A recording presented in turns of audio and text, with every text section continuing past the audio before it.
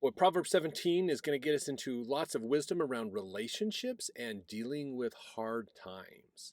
So, some fun correlations we're going to get here. Verse 1, better is a dry morsel and quietness therewith than a house full of sacrifices with strife. So, if you have, this is kind of the idea of it's better to be alone and eat modestly than it is to have an argument at Thanksgiving dinner, kind of an idea, basically. Verse 2, a wise servant shall have rule over a son that causeth shame, or shall have part of the inheritance among the brethren. So usually in these ancient times, of course, the sons of parents get the inheritance. They divide the assets of the parents up among themselves when dad dies, and they get that's their inheritance, basically. So a servant who gets to rule over a son means the son is less than a servant to that family. The servant can participate in inheritance, basically. So a son that causeth shame can be said, you are no longer my son, you'll be a lesser servant. This is exactly what the prodigal son's dad could have done with his son, was said, I'll just make you one of my servants. And even he said that, the son said that, why am I wallowing in the muck over here, fighting with pigs for food, when my dad's servants eat really well? I could just go home and be one of my dad's servants, and I would be better than I am here. So he went home. And that's not what his dad did. His dad still established him as his son. So it's a very important point. Verse 3, the finding pot is for silver and the furnace for gold, but the Lord trieth the hearts. So just as silver and gold are purified through heat, you put them under intense pressure and heat, they will get pure. The impurities will come out, they float to the top, you can move them off, they get burned off. You take care of them. That's how you make pure silver and pure gold.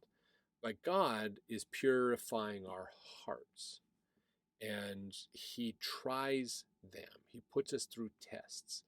He gives us hard times to test and challenge us to see, are we going to keep his commandments and move forward, or are we going to stumble and fall?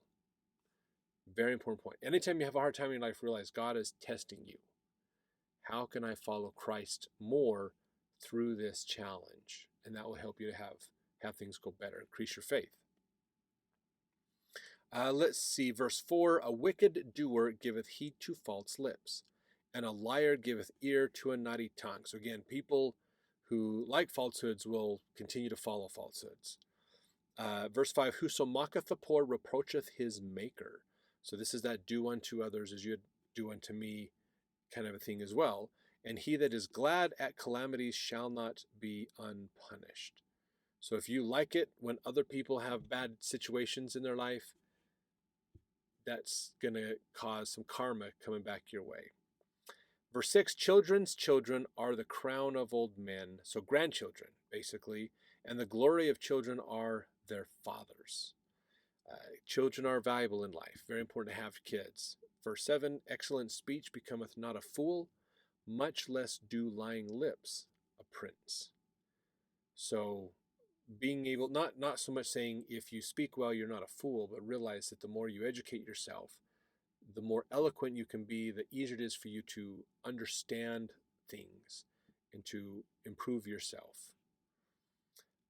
Let's see, verse 8, a gift is as a precious stone in the eyes of him that hath it.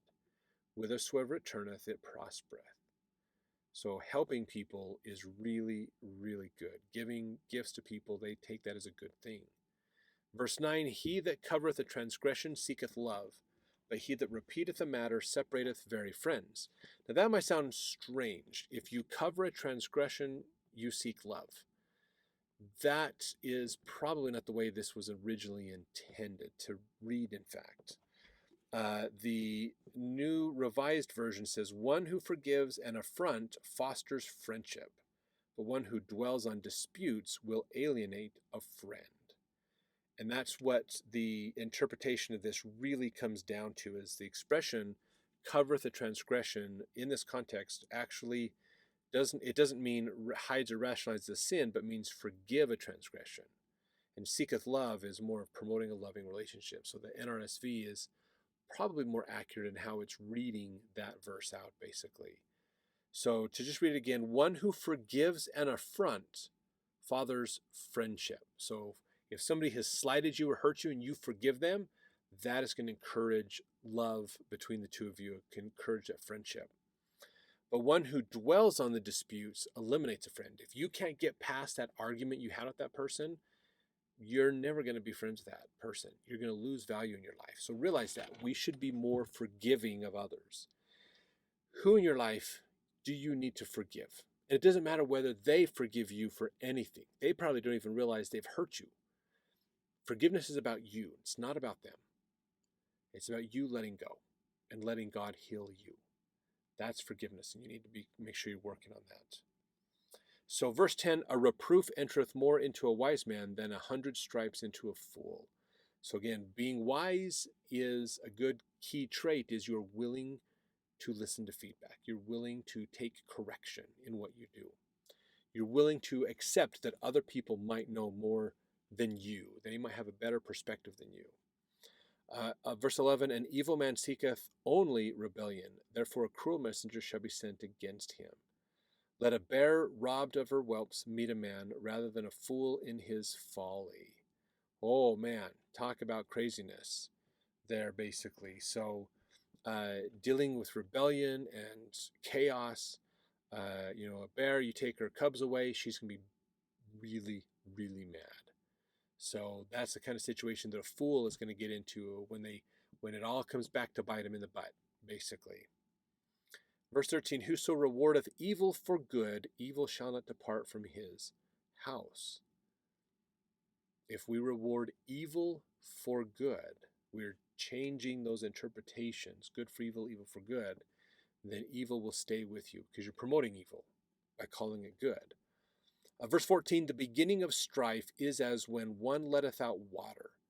Therefore, leave off contention before it be meddled with. Very, very important.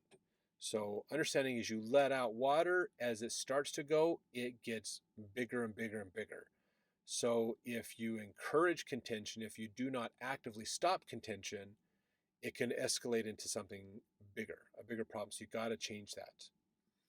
Verse 15, he that justifieth the wicked and he that condemneth the just, even they both are abomination to the Lord. So again, that's this whole idea of flipping what is evil is now good and what is good is now evil, is flipping that interpretation around to encourage people to do sin.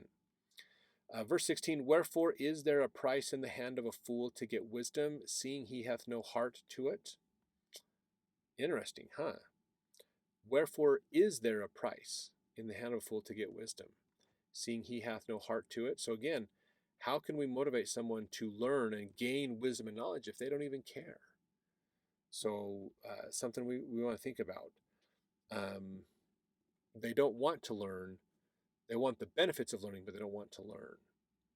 Verse 17, a friend loveth at all times, and a brother is born for adversity. Boy, you want to know who your friends are? When you have hard times, you'll know who your friends are, because they will be there to help you through those hard times. 18, a man void of understanding striketh hands, and becometh surety in the presence of his friend. So another way to say that, it is senseless to give a pledge to become surety for a neighbor.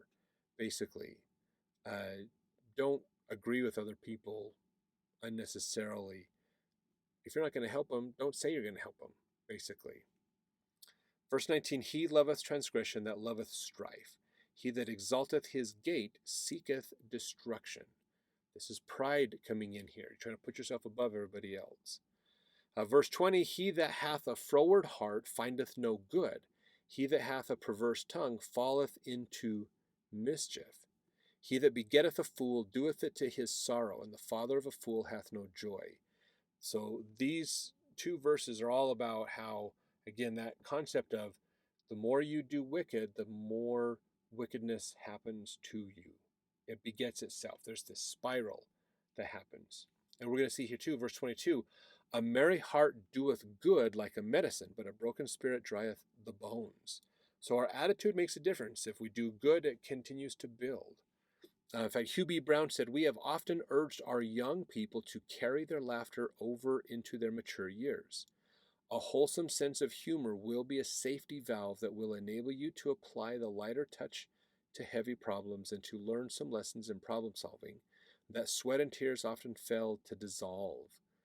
This is that same idea basically of thinking about, being more positive and having some lightheartedness sometimes can help a bad situation feel a little better, feel less bad.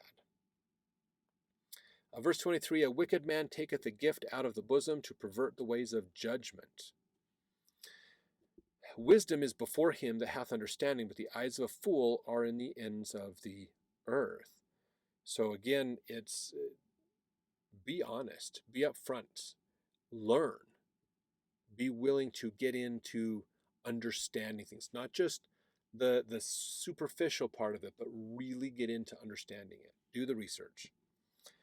Verse 25, a foolish son is a grief to his father and bitterness to her that bear him. So this is a repeat of, I think it was chapter 15 possibly, that talked about this idea that a son that does well is a delight to his parents, but a son that does foolish is going to cause problems for his parents, basically.